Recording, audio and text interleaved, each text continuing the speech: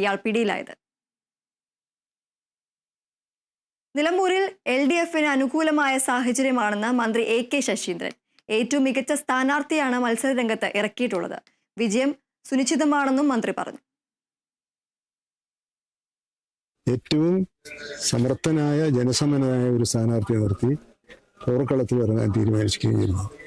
ഇന്നലെ മുതൽ ഞങ്ങളുടെ മുന്നണിയുടെ എല്ലാ മേഖലയിലുള്ള പ്രവർത്തനങ്ങൾക്ക് ആവേശകരമായ തുടക്കം കുറിക്കാൻ കഴിഞ്ഞിട്ടുണ്ട്.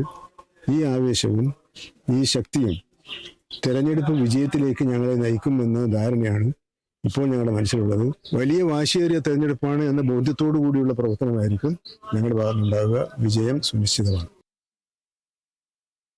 തിരുവനന്തപുരം വെള്ളയമ്പലത്തെ ശുദ്ധജല സംഭരണികളിൽ ശുദ്ധീകരണം നടക്കുന്നതിനാൽ ജൂൺ 3, 4, 5 തീയതികളിൽ കുരിയാത്ത് പാറ്റൂർ സെക്ഷൻ പരിധിയിൽ ജലവിതരണം തടസ്സപ്പെട്ടു.